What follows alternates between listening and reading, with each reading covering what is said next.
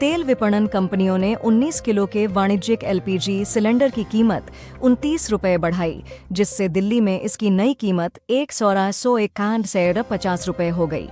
Gaza में आज से संयुक्त राष्ट्र ने पोलियो टीकाकरण अभियान शुरू किया।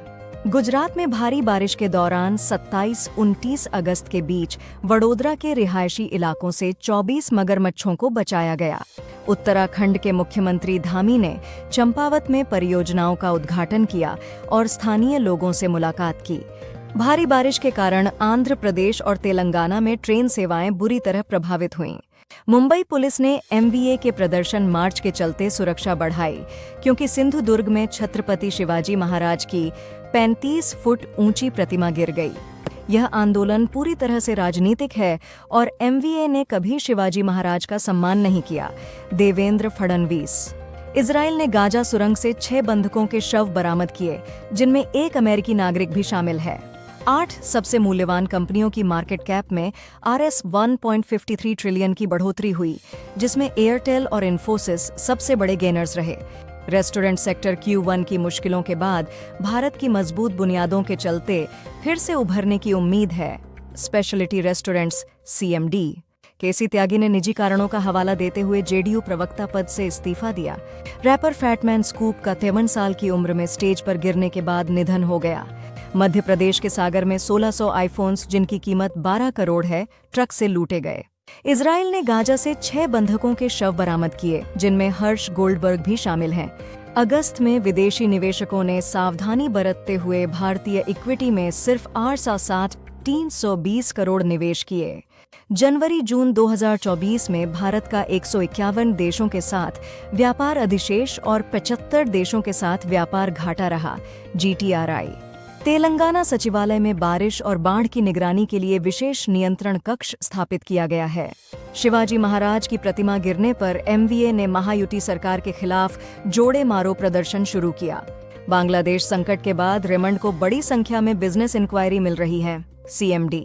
उत्तर प्रदेश में पीएम मोदी के खिलाफ वीडियो शेयर करने पर एक 28 वर्षीय व्यक्ति गिरफ्तार। एयर मार्शल तेजिंदर सिंह ने वायुसेना के उप प्रमुख का पदभार संभाला।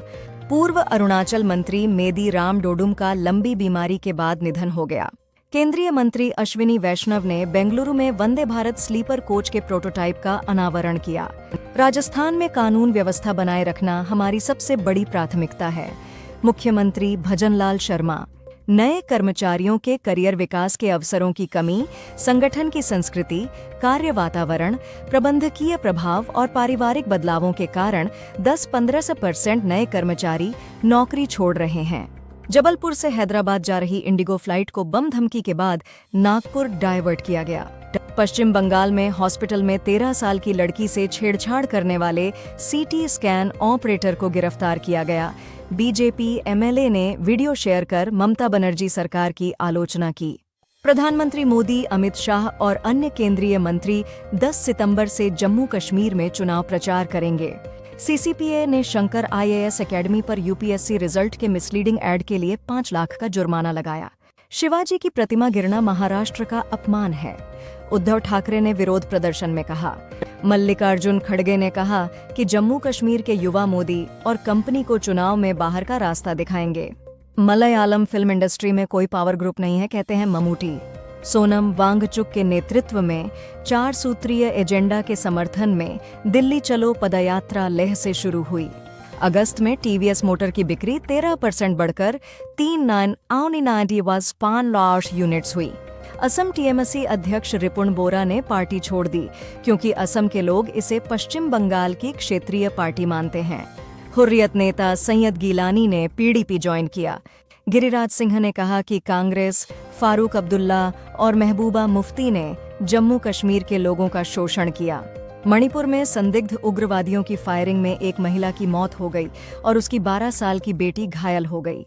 जम्मू कश्मीर बीजेपी नेता रविंद्र रैना ने नेशनल कॉन्फ्रेंस से पूछा कि पाकिस्तान से बातचीत करने से क्या केंद्र शासित प्रदेश में आतंकवाद और खून खराबा खत्म होगा।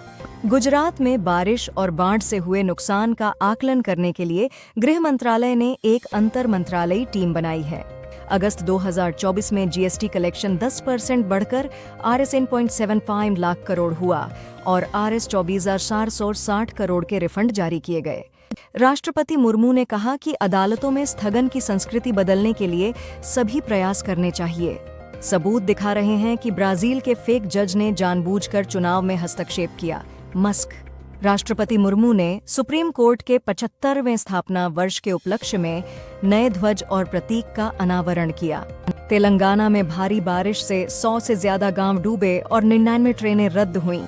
राजस्थान के शिक्षा मंत्री ने कहा कि अब स्कूलों में अकबर को महान नहीं पढ़ाया जाएगा।